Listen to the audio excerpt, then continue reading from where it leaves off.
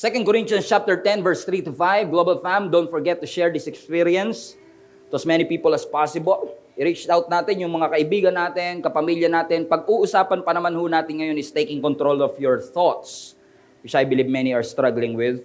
2 Corinthians 10:3. For though we live in the world, 2 Corinthians 10:3. For though we live in the world, we do not wage war as the world does. The weapons we fight with are not the weapons of the world. On the contrary, they have divine power to demolish strongholds. Everybody say, demolish strongholds. Put that in the chat. We demolish arguments and every pretension that set itself against the knowledge of God, and we take captive every thought to make it obedient to Christ. We take captive every thought, every thinking, every mindset to make it obedient to Christ. I want to talk to you about on the subject, experience peace. Experience peace. Sabihin nyo nga po yan sa inyong katabi, experience peace.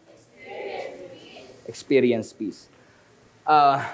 We are picking up where we left off last Sunday about my topic called thought control. Kung hindi nyo pa po napanood, please go to YouTube after the service. Panoorin po ninyo because yung message natin nung last Sunday will establish what we are discussing right now about our thoughts and our mindset.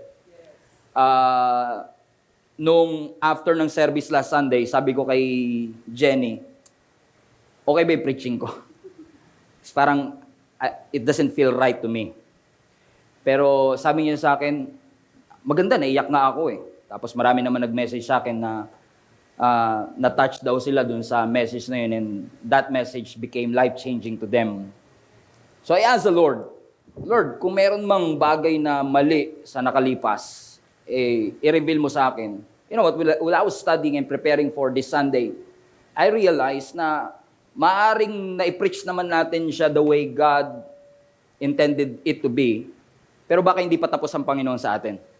Meron pa siyang gustong sabihin. And we have to be reminded, mga kapatid, na lahat tayo nangangailangan ng kapayapaan sa ating buhay. How many among you wants to experience peace? Especially peace of mind. Last Sunday pa, pinag-uusapan natin yung patungkol sa ating thought pattern at napag-usapan natin na ang buhay natin is a product of our mindset. Kung ano ang iyong buhay, madalas ito ay resulta ng paraan po ng ating pag-iisip. Sabi nga ng scripture, as he thinketh in his heart, so is he. Proverbs. Ibig sabihin, kung ano ang laman ng iyong isipan, madalas yun ang nagiging laman ng iyong buhay.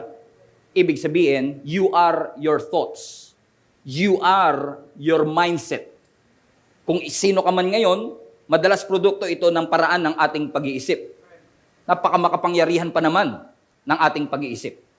Kasi if you think better, you will live better. Better thoughts usually resulted into better life.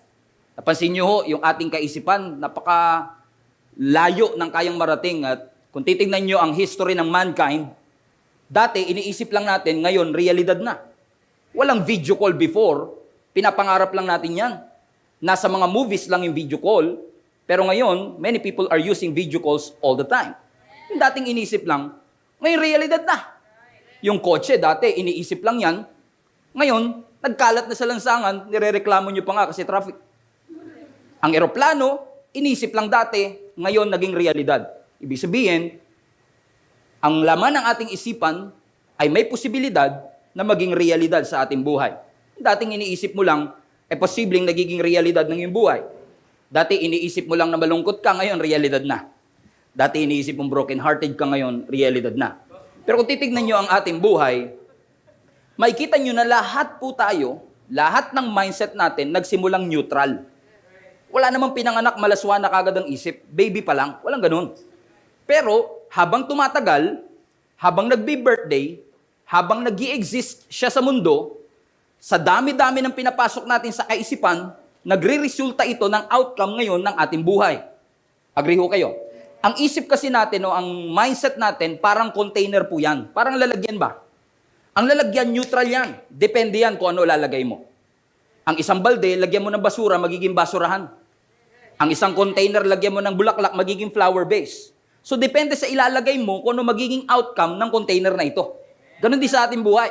Kung ano ang pinapasok natin sa ating kaisipan, kung ano ang nag-i-stay sa ating kaisipan, yun madalas ang nagiging direksyon po ng ating buhay. Lagi ko sinasabi sa global family natin, you cannot control what comes into your mind, but you can control what stays in your mind. Hindi mo man mapipigil kung ano-ano pumapasok sa isip mo, siguradong mapipigilan at makokontrol mo kung ano-ano ang mamamayani, mananatili, mamamahay sa iyong buhay o sa iyong kaisipan. Ang sabi ng Proverbs chapter 15 verse 14, mag-email lang po kayo sa chat o kayo dito kung libre lang naman, pamaskon nyo na sa akin. Proverbs 15:14, a wise person is hungry for knowledge while the fool feeds on trash. Linaw ng verse 8 mga kapatid. Na ang matalinong tao, gutom sa knowledge, gutom sa wisdom. Pero ang mga hangal, ang kinakain nila, puro basura. In other words, yung nilalagay nila sa kanilang kaisipan, ay puro walang, sabihin na natin, walang halaga. Eh tayo pa namang Kristiyano, alam natin na ang mind natin, nandiyan ang battleground. May gera sa ating kaisipan. Spiritually speaking, habang nakikinig ko kayo sa akin, may gera dyan sa inyong kaisipan. May kinig ba ako o hindi? Tama ba sinasabi ni Pastor o hindi? Unconsciously, the battleground is existing sa ating buhay. Kaya nga sabi natin last Sunday sa Romans chapter 8, either you will allow the flesh to govern your mind or you will allow the spirit to govern your mind. Pero magkaiba resulta niya. Kapag flesh ang nag-govern ng mind mo, it will lead to death. Pero kapag ka-spirit ang nag-govern sa mind mo, it will lead to life and peace. Now, what do you want? Do you want life or death? Do you want chaos or peace? Of course, we want peace. Pero if you want peace, you must allow the Spirit to govern your thoughts. So my question to you is this: who is controlling your thoughts? Literally speaking. I mean, personally. Rhetorical question lang. You can answer that question. Sino nga ba ang nagko-control sa atin? Kasi alam nyo, tulad ng binanggit ko last Sunday, yung mga pinapasok natin, yung pinapakinggan natin, yung mga pinapanood natin ay may malaking epekto sa ating kaisipan. Ang media, hindi naman lahat, pero ang media is dictating our morality na hindi natin minsan napapansin.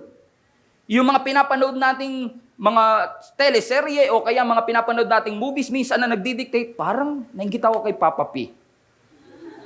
Ay, ganun pala yun. And unconsciously, yung morality mo ay nagsasubmit dun sa morality na pinapakita sa iyo ng media. Hindi lahat, ha? Kasi, totoo lang, di ba, ang media naman, ang main objective niyan, lalo nung una is entertainment, pero napansin nyo, hindi na entertainment ngayon, kundi indoctrination. Para kang dinudoktrinahan na kung ano magiging buhay mo, ano magiging direksyon, magiging desisyon mo sa iyong buhay. Yung TV program, pinoprogram ang isip natin kung ano ang magiging reality ng ating buhay. Kaya minsan nagtataka tayo sa mga kasama natin sa church, nagtataka tayo sa kasama natin sa opisina.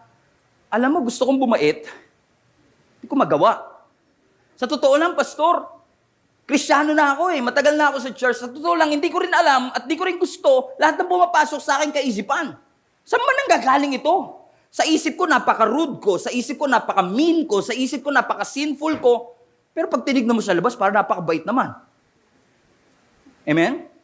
Pag kinakausap ang ibang tao, ang bait-bait. Pero pag kinakausap mo ang sarili mo, ang sama mo sa sarili mo. You're abusing yourself verbally. Mas masakit ka magsalita sa sarili mo kaysa magsalita sa asawa mo. Think about it. Sa salamin, pag tumitingin ka sa sarili mo, lagi mo sinasabi, tamad mo. Pero hindi mo yan kaya sabihin sa asawa mo.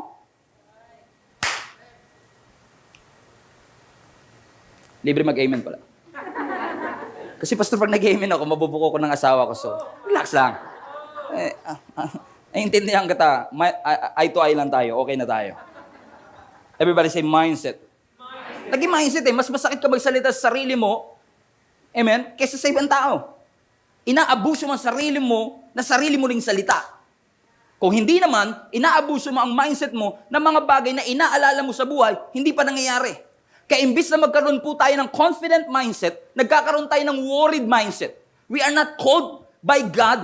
Hindi tayo inalaw ng Lord na mag-exist sa mundong ito para magkaroon ng worried mindset, kundi magkaroon ng confident mindset. Ang taong laging worried, ang lagi niyang iniisip, everything will fall apart. Lahat na lang babagsak. Pag nagtayo ng negosyo, siguradong malulugi. Lagi siyang nag-aalala, ano na kaya mangyayari? Paano na kami kakain bukas? Paano pagka nagtuloy-tuloy itong bagong variant na ito? You're always worried all the time. Lagi mo iniisip yung worst case scenario. Masakit lang yung kuko mo, masakit lang yung tenga mo, iniisip mo na kagad, may cancer kaya ako? Kung hindi naman worried, pwedeng insecure. Every time natitingin ka sa salamin, yung mindset mo is filled with insecurity. Lagi mong iniisip, ito yung mga bagay na nangyari sa akin. Amen. Sinamahan mo pa ng worried mindset, insecure ka na, worried ka pa. Insecure ka na sa nangyayari sa sarili mo, worried ka pa sa nangyayari, nagpatong-patong ang mga mindset sa ating buhay. Kaya nga sabi ng Panginoon sa Matthew chapter 6 verse 34, by the way, Jesus himself is talking here. Matthew 6:34, kaya nga huwag niyong alalahanin ang bukas, sapagkat ang bukas ang mag-aalala sa sarili niya. Sabi mo sa katabi mo, sabi mo sa mga worries ng buhay mo, mind your own business. Hindi, yung worry yan, yung worry. Every time nag-worry yung isip mo, lagi mo sasabihin sa worried mindset mo, mind your own business. Ang sabi ng Bible, bahala ka sa buhay mo. Bakit? Anong sabi sa last part? Sapagkat sapat na yung suliranin ko sa bawat araw. Yung araw na to, inaalala mo, pati bukas dinamay mo pa. True or not? Worried. Naalala ko yung isang kwento, may isang babae na lagi siyang worried na baka manakawan siya. Tayo, hindi naman tayo masyadong worried. Wala naman siya mananakaw sa atin. Ano? Pero may isang mayaman na worried siya na baka manakawan siya. So, araw-araw, gabi-gabi, hindi siya makatulog ng diretsyo. Madaling araw, bigla siya nagigising. Kasi nga lagi siya nag-aalala na baka sila ay manakawan. One night, madaling araw, bigla may narinig silang kumakaluskos sa baba ng bahay nila. Nagising yung lalaking asawa. May magnanakaw yata. Ang ginawa ng asawa yung lalaki, bumaba kagad sa baba ng bahay, hinanap yung magnanakaw, at sabi niya sa magnanakaw, patagal ka nang inaantay ng asawa ko. Lika, magkilala kayong dalawa. Kasi for many years, inaantay ng babaeng ito, yung magnanakaw na ito. Na-realize ko mga kapatid, ang magnanakaw, kaya kang nakawan ng isang araw. Pero ang anxiety, kaya kang nakawan ng taon. Ng dekada. Takot na takot ka sa magnanakaw kung kailan darating. Hindi mag-a-announce siya kung kailan siya magnanakaw. Hindi sasabihin niya sa iyo, maganda ka sa Martes, nanakawang kita. That will defeat his purpose. Pero nag-aalala tayo, baka malugi, baka manakawan, baka magkasakit, baka mangyari ito. Lagi tayong worried. Ang sabi ng Panginoon sa atin uli, huwag niyong alalahanin ang bukas. Do you agree mga kapatid? Takot tayo sa end times. Takot tayo kasi baka dumating na po ang Panginoon. Hindi na po ako mag-aaral, pastor. Kasi kailangan ko yan dahil sarili ko sa muling pagbabalik ng Panginoon. Hindi na ako mag-aaral kasi babalik na si Lord. Bukas, magugunaw na ang mundo. Walang problema, mag-aral ka lang. Ano naman masama kung maabutan ka ng Lord na nasa school?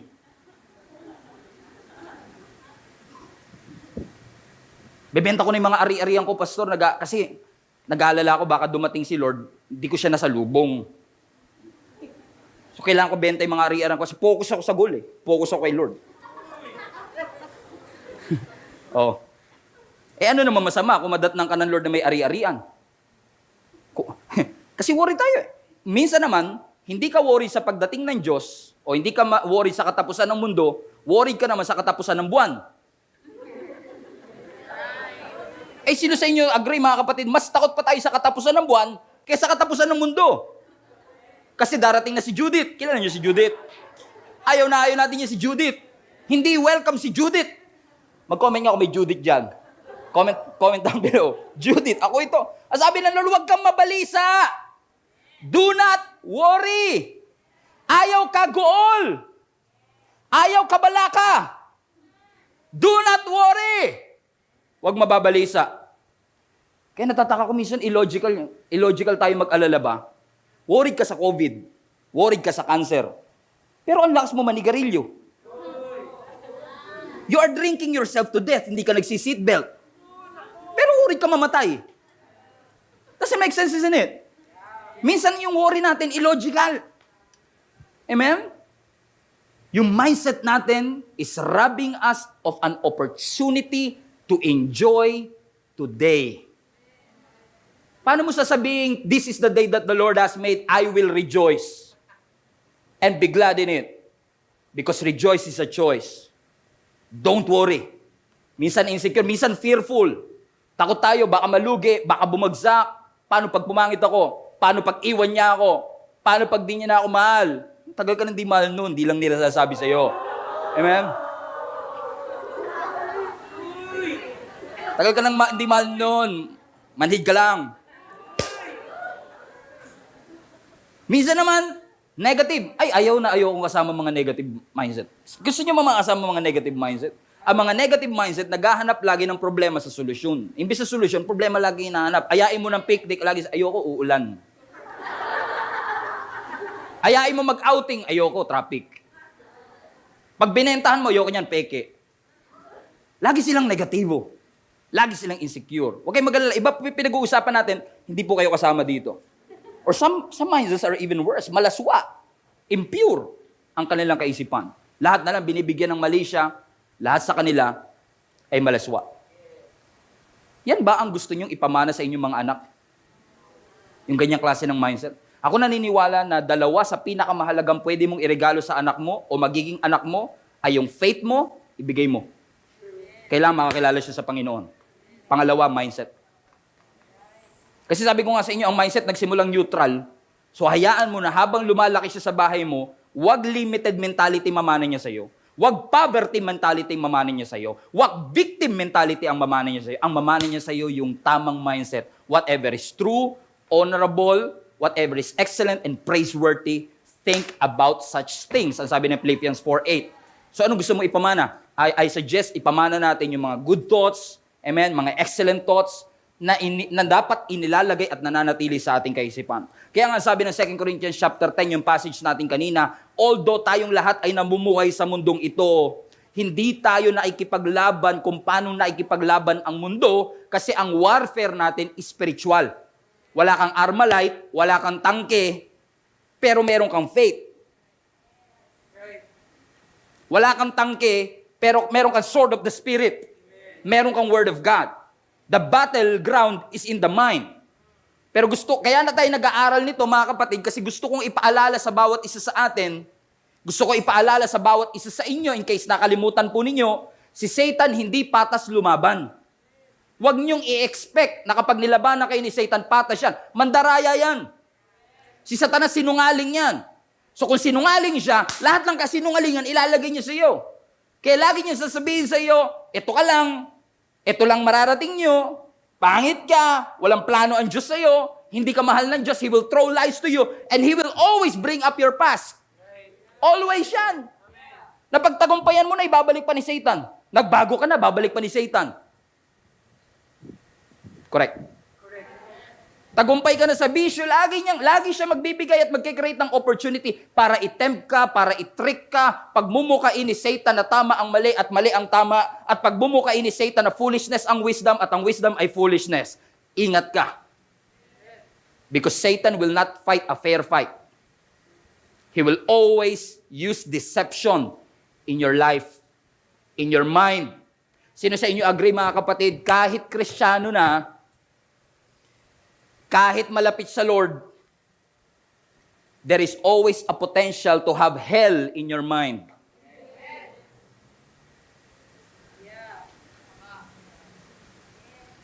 It's always possible, there is always a potential for all of us to be dominated by unwanted thoughts. Hindi mo nga gusto pero laging yun ang pumapasok sa isip mo over and over and over again. Or even worse, some people are thinking about ending their life. Suicidal ba? And by the way, suicide is not a joke. Suicide is a reality. And if dumaranas tayo ng mga suicidal thoughts, and I want to acknowledge that there are some pastors out there are some churches out there na nagtuturo na kapag Kristiyano ka, hindi ka na dapat nalalagyan ng suicidal thoughts. May mga nagtuturo ng ganyan. I beg to disagree. I believe na kahit anong level ng maturity mo, there's always a potential for you to be depressed and to have suicidal thoughts. Prove it in the word, Pastor. Jonah. You know Jonah?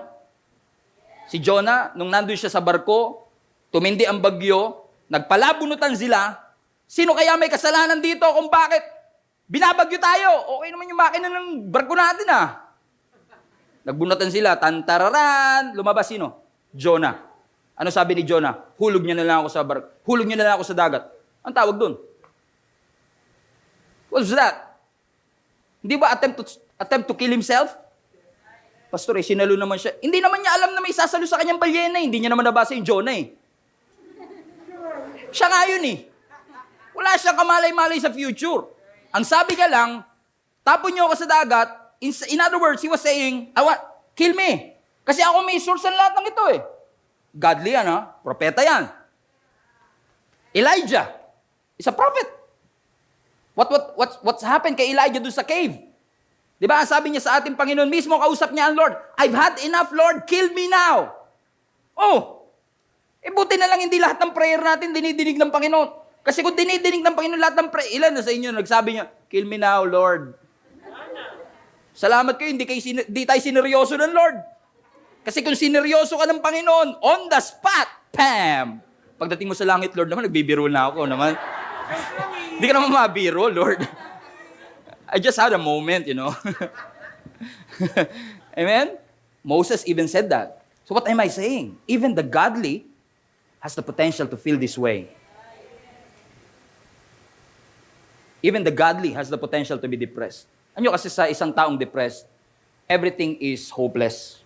That situation is getting worse and worse and worse. They cannot seem to find hope. By definition, that's what you're saying. Wala nang hope. But thank God, Jesus is the hope for the hopeless. Na siya ang pag-asa sa mga nawawalan ng pag-asa. Na anumang sitwasyon na meron tayo, kapatid, lagi niyo pong tatandaan, there is no hopeless case in Jesus Christ. You can recover. You can be free. You can be healed. You can be healed. We have this mindset. Instead of faith over fear or mind over matter, we want these things na wala nang pag-asa. Laging ganito na lang ang buhay. May pag-asa pa ba, Pastor? Na malabanan ko lahat ng mga thoughts at negative thoughts na ito sa aking buhay? Ayoko naman talaga Gusto ko palayasin Nagbayad daw ng renta Paano ko papalayasin? Gusto ko palayasin yung fear, yung anxiety, hindi nyo na ko yung joke ko. Masyado yata mabilis. Gusto ko palayasin yung fear, yung anxiety, yung worry, yung insecure na mind. Lagi naman sinasabi na ibang maganda ako, pero hindi ko ma-absorb, Pastor. Lagi naman sinasabi na may future ako, pero hindi ko yun ma-absorb. How can I eliminate all these thoughts? The Bible answered the question. Sabi ng 2 Corinthians chapter 10 pa rin, we have a divine power to demolish strongholds. Remember what I read kanina? Meron daw tayong power. Hindi ito kili-kili power. Divine power, ano daw? Anong purpose? To demolish a stronghold. What is a stronghold, Pastor? A stronghold is a lie that Satan established in your mind to be true. Tagalogin ko. Yung stronghold, yan yung kasinungalingan na pinaniwalaan mong totoo pero hindi talaga totoo. Nagiging stronghold yan. At ang sabi ng scripture, anumang mindset na meron ka, insecure, worried, malaswa, stronghold dyan. Lahat yan kasinungalingan na pinagmukhang totoo ni Satan sa isip mo, pero salamat, you have a divine power, you have a weapon, referring to the weapon, what is that weapon? The Word of God. You have the weapon to demolish every strongholds. So kung ang isip mo ay punong-puno ng strongholds, negative thinking about worldliness, secularism, atheism, you don't believe in God anymore, salamat kasi meron tayong divine power to demolish that. Demolish that stronghold. Demolish that worry, that fear, that insecurity. Demolish that thinking in your heart. Demolish that desire to gain approval sa ibang tao. Demolish that desire or that idolatry mindset. You have the power, divine. Oh! Hindi to pills. Hindi gamot. And we're not against this. Kung ikaw ay niresitahan ng doktor na maggamot para sa iyo, no worries. Sundin mo. Amen. Pero itong sinasabi na scripture, divine to. Supernatural. Libre pa. Yun yung reseta sa atin ng Panginoon, no? Kaso, minsan tayo, wala, ayaw natin paniwalaan yung Word of God. Araw-araw, lagi mong sinasabi na, ito kasi ko. Ano mga kapatid? Kung araw-araw mo nalang sinasabi sa sarili mo yan, at araw-araw mo nalang dinideclare sa buhay mo yan, Pastor, 5 years na nga to, ganito, araw-araw, ganyan sinasabi ko eh. Eh, anong ginawa mo para baguhin yun? Sa loob ng 5 taon. Kung lagi mong iniisip, wala akong magagawa, wala ka talagang gagawin.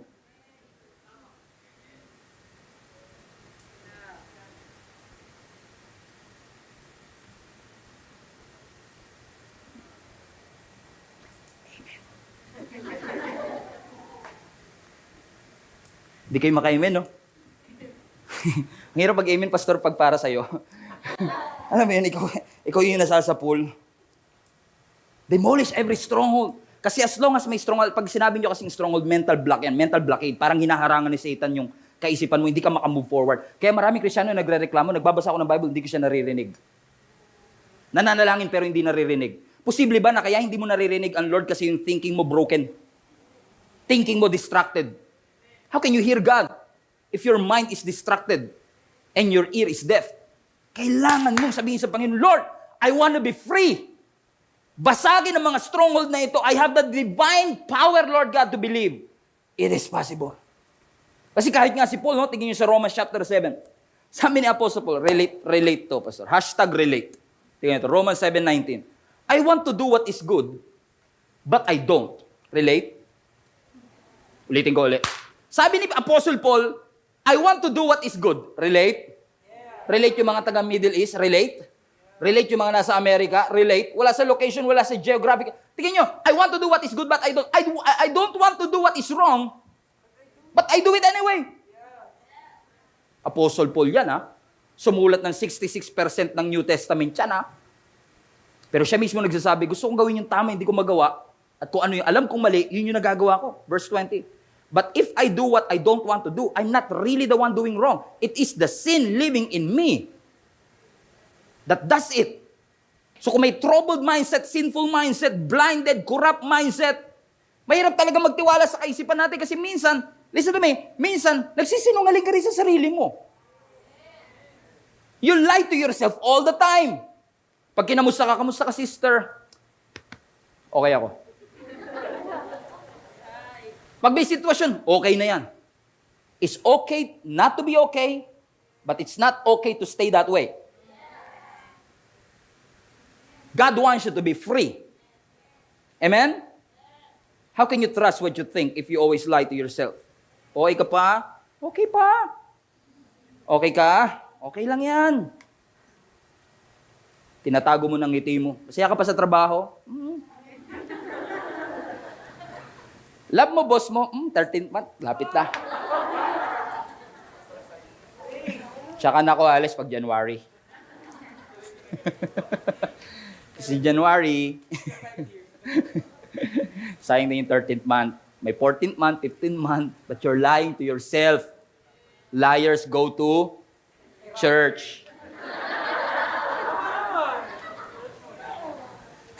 Ang sabi ng Panginoon, you have a divine power to demolish stronghold and take it into captivity. Listen, huwag mong hayaan na yung isip mo ang binibihag ng negative thoughts. Ang sabi ng Bible, meron kang kapangyarihan na yung negative thoughts ang bihagin mo. Ang ibig sabihin ng take captive is take control. Conquer. Put it into submission. Ano yung sa UFC, yung tap-tap? Pag di na kaya nagtatap-tap, yun yung Greek word. Put it into submission and under control. Control it. Saan pupunta, Pastor, pag kinontrol ko? To make it obedient to Christ. Yun ang main goal. Amen. So, ang gusto na negative thoughts natin, ito ang gawin, ito ang sundin, pero make it, sabi ng scripture, take it captive. Alipinin mo. At pasunurin mo kay Kristo. Yun nga, Pastor, minsan minsan nagpipreach ka na nga, Pastor, lumilipad pa isip ko eh. Nakataas na nga kamay ko, Pastor, parang may antena, punta Europe, Amerika, I want to ponder, but I wonder. Now I'm saying, Pas, hindi ko makontrol, parang hindi ko kaya. Nagpe-pray na ako, nakikinig na ako niyan, ha? Pero hindi ko pa rin kaya. Ang sabi ng scripture, let's demolish every pretension, every argument that is going against the knowledge of God. Everything that is not in line with the word, demolish that. Everything that is not consistent with the word of God, demolish that. So, what am I saying? What is God saying to all of us? Guard your mind, strengthen your mind, renew your mind, mind the mind. Is that clear enough? Amen? Doubt to doubt. And mind the mind. Lagi ipanalangin sa Panginoon, Lord, I want to access that power to demolish every argument, every stronghold na umaalipin at kumukubkob sa aking kaisipan. Practical advice. Every time na dumaranas ka at may pumapasok na negative thoughts, di na kayo makakaahon. Habang buhay ng ganyan ang kapatid mo. Habang buhay ng ganyan ang magulang mo. Hindi na kayo aahon sa hirap. Wala nang pag-asang gumaling. Lagi niyong tatandaan to. Always question your thoughts. Interrogate mo. Interrogate mo. Pag sinabi niyo sa'yo wala kang pag-asa, is that the truth? Totoo ba yan? Consistent ba siya sa salita ng Panginoon? No. So don't believe it. Every time may negative thoughts, you have to question your thoughts. Lagi mong tatanungin, ano ba ang sinasabi ng Bible patungkol sa sinasabi ng kaaway sa akin? So the golden rule is this.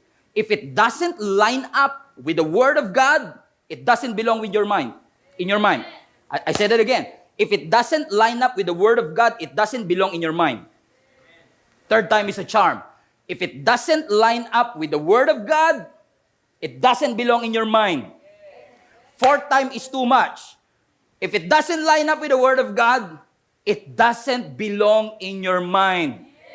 Evict that negative thoughts. Evict that worry, that fear.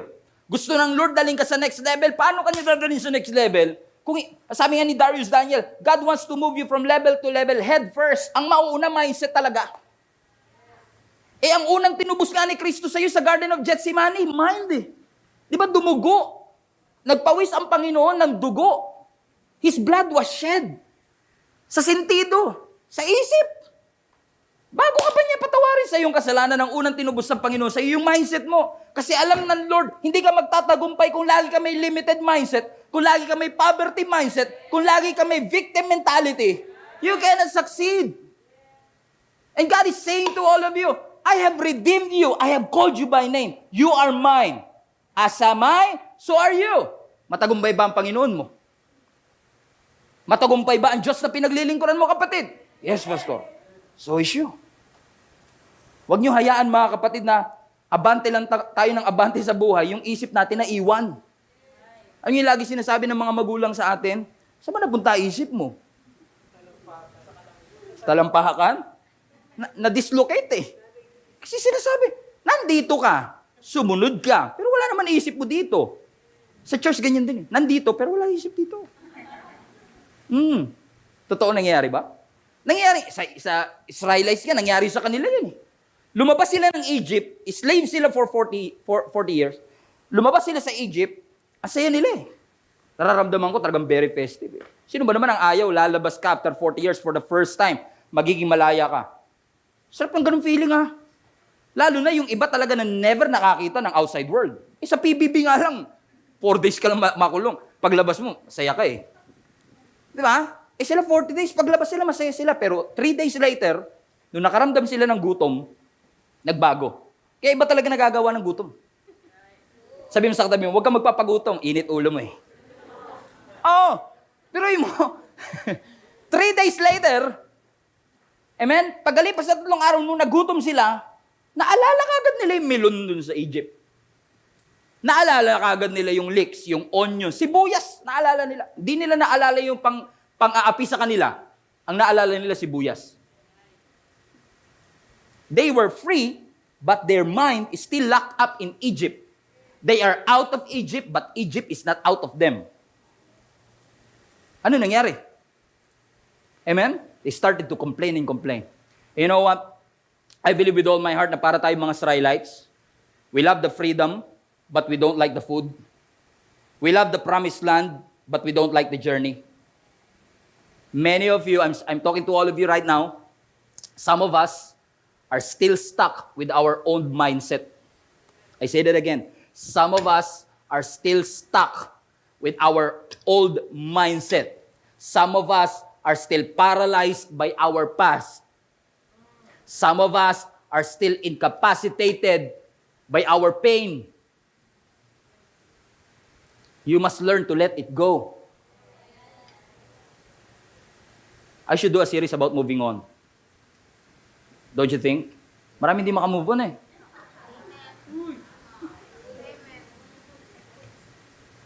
Ine-expect mo sa bago yung ginagawa sa'yo ng luma.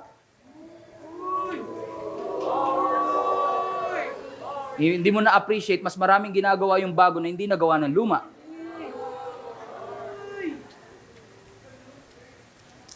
Ang daming oppressed at alipin. Magbabagong taon na naman. New Year, same attitude. New normal, same habits. New school, same addiction. Bago trabaho, same laziness.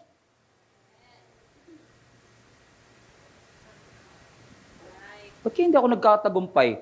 Anim na trabaho na nilipatan ko. 3 months lang tinatanggal ako.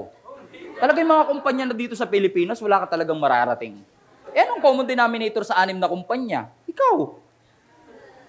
Baka dala-dala mo pa yung yung old mindset, yung laziness. Nangarap ka, tapos natulog ka later.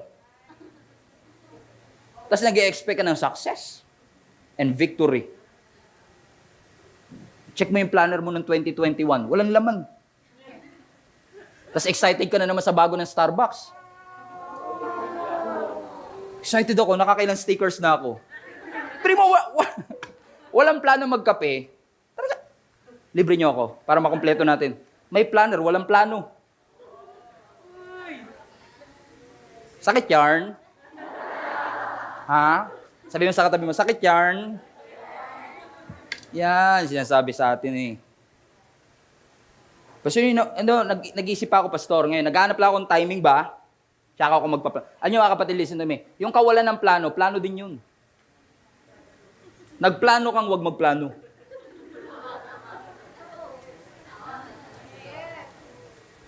Tama. Oh. Ilang planner nakalagay sa study table mo? Oh, wag niyo ako idamay sa inyo kasi sa akin marami nagbibigay ng planner. Hindi ko kaya talaga ubusin sa isa. Excuse, pastor. Sabi mo sa katabi mo, dami-dami yarn. Amen? Amen? May gusto ng Lord, daling ka sa freedom eh. Magpadala ka naman. Amen? Sino sa inyo mga kapatid, before I close, gusto niyo talaga maranasan ng kapayapaan mula sa Panginoon? How many among you genuinely loves to experience God's peace? Kasi ang bottom line nito, gusto naman natin lahat ng God's peace, ano?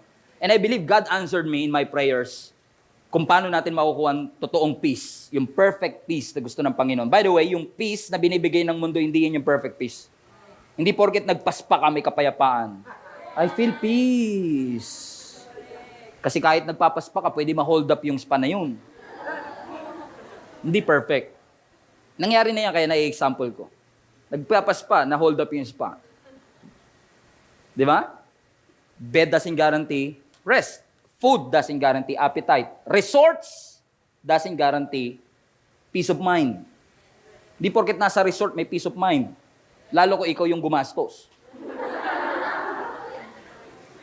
Mahala.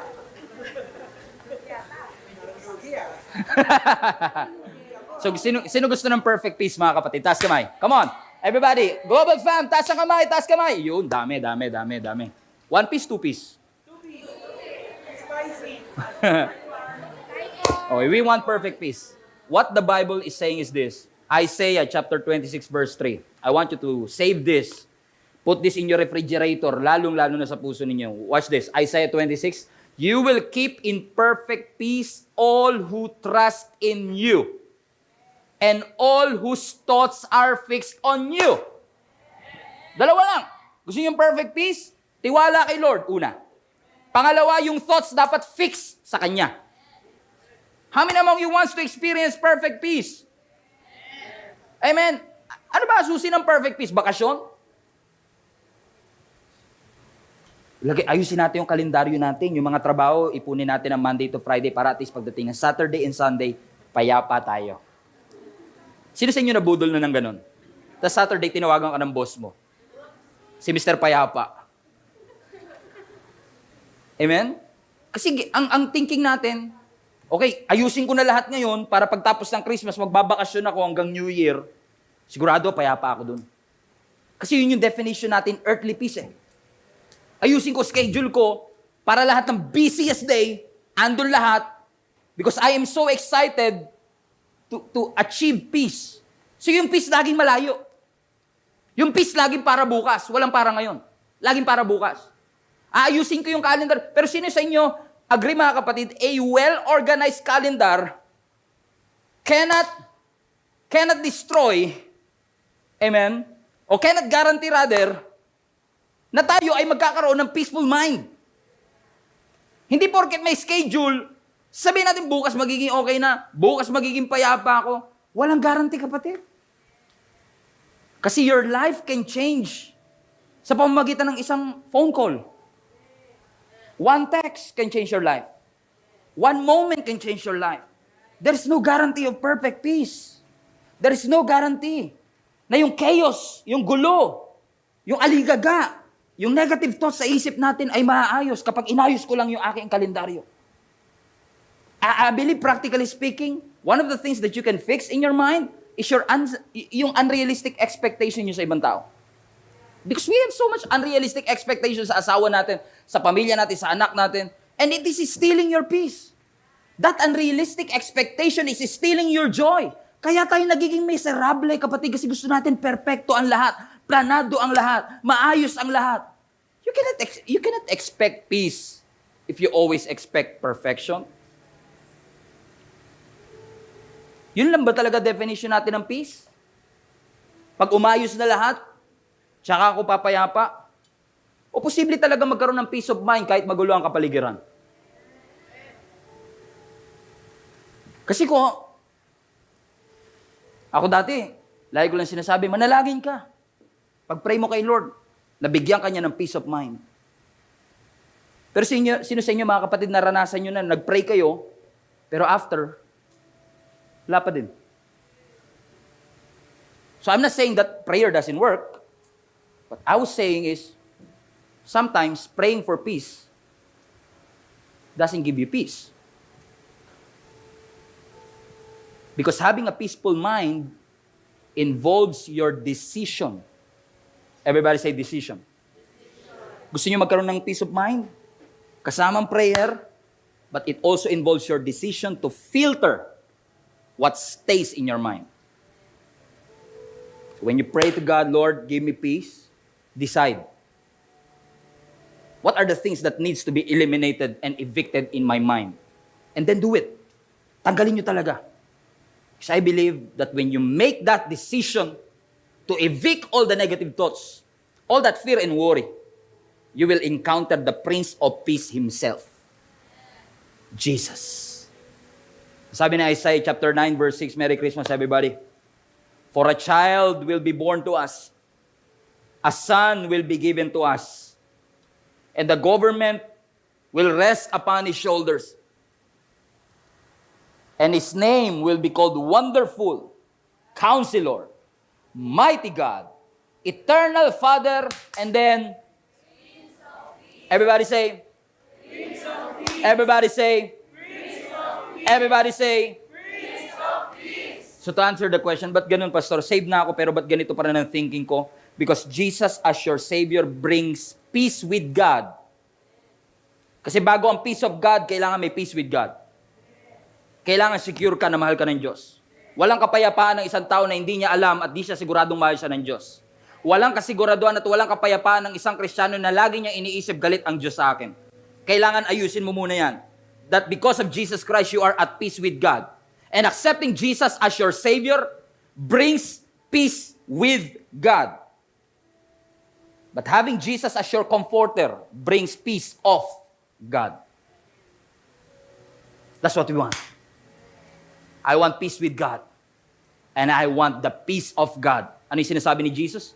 Ni Apostle Paul? Peace of God. Philippians, that surpasses all understanding. That's what we want. Sino sa inyo gusto nyo ito, mga kapatid? Pero sino sa inyo gusto nyo ito ngayon? Ngayon na. Ngayon na. Gusto nyo ba ng verse na panghahawakan? Okay, we'll close with this. Luke chapter 1, verse 79. Ito po'y patungkol kay John the Baptist na pinsan ni Jesus Christ. And watch how Zechariah kasi gumawa siya ng kanta because he was so joyful sa pangako ng Panginoon. And this is what Zechariah wrote. Ang sabi ng verse 76, and you, my child, si John the Baptist, will be called a prophet of the Most High. For you will go on before the Lord to prepare the way for Him, to give His people the knowledge of salvation through forgiveness of their sin. Because of the tender mercy of our God, by which the rising sun will come to us from heaven, watch this, to shine on those living in darkness, I need that, and in the shadow of death, to guide our feet into the path of peace. Everybody read that. To guide, put that in the chat. To guide our feet into the path of peace. One more time. To guide our feet into the path of... Sino gusto nyo mapuntahan yung path of peace? Everybody. Sino gusto nyo? To guide our feet into the path of peace. Notice.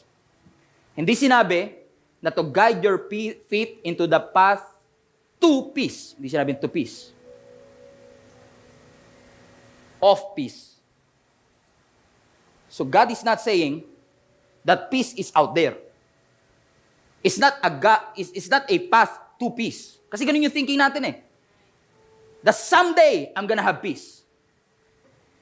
Pag nakatapos na yung anak ko, I'm gonna have peace. And peace is a destination. Peace is a place. I agree with that. But peace is more than just a destination. Hindi, pag 30,000 ang sweldo ko, I'm gonna have peace. So what you're doing? You are delaying your peace. And let me preach to you, stop delaying your peace. You deserve the peace right now. Kaya nga path off. Yung path pa lang peaceful na yun. Yung daan pa lang papunta doon, may peace na. Yun yung tunay na peace. So every new season, there's peace. Every new level, there's peace. Every step, there's peace. Why? Because God is with you. Emmanuel. God is with us. So don't delay your peace. Bukas magkakaroon ako ng peace. Pag nakabayad na kami, magkakaroon ako ng peace. You can have peace right now. God is your refuge and your strength, the very, Bible readers, present. Because Jesus is your present. The Prince of Peace is with you now. Not tomorrow.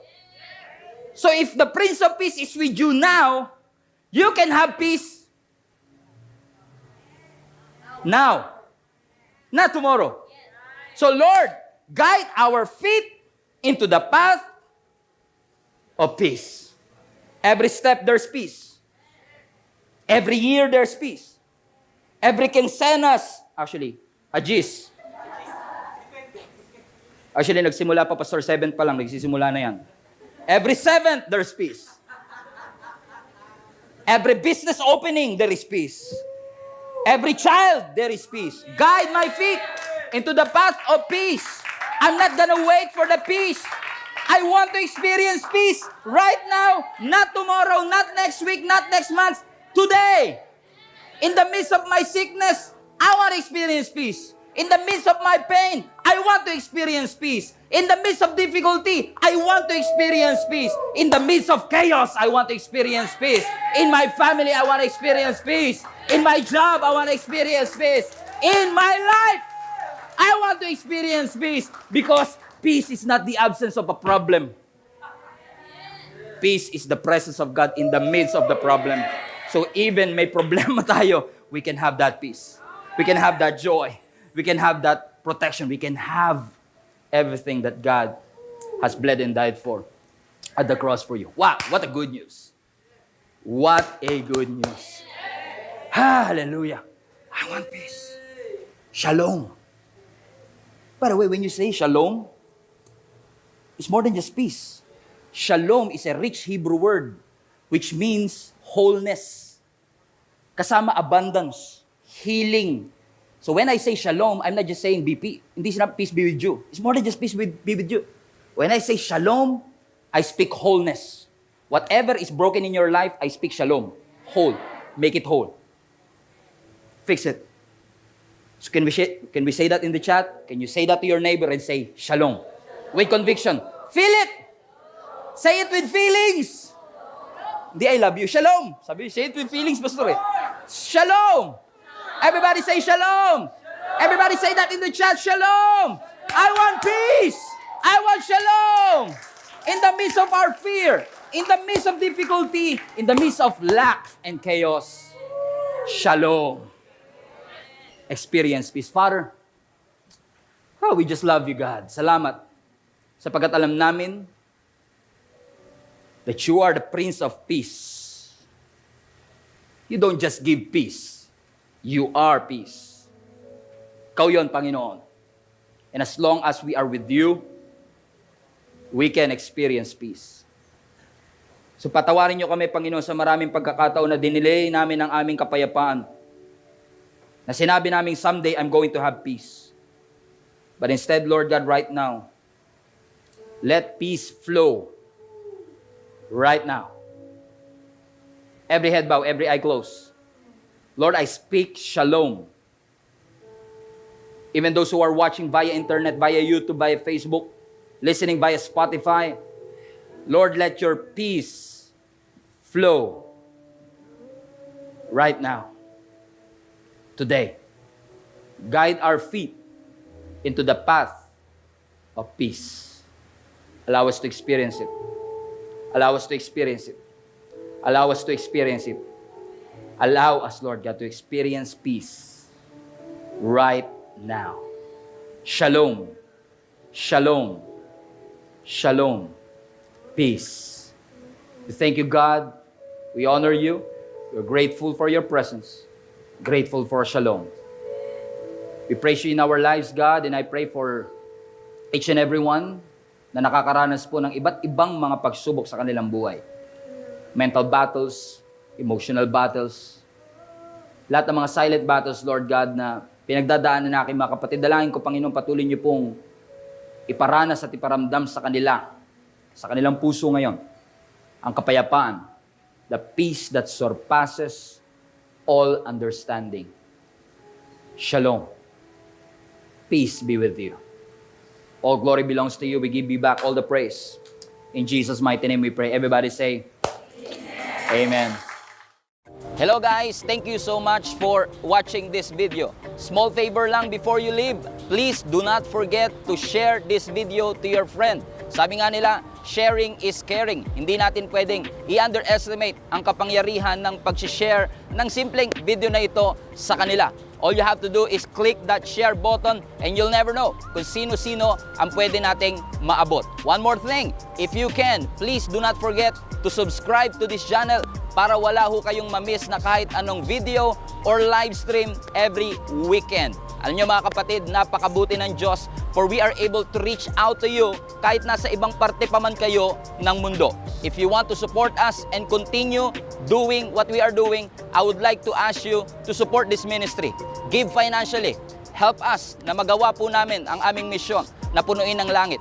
All you have to do is click that link, www.giacmnb.com/give. At alam nyo mga kapatid, ang inyong support will greatly help us para magawa po namin ang pinapagawa ng Panginoon sa amin. Once again, thank you so much for watching this video. See us again sa susunod pang video.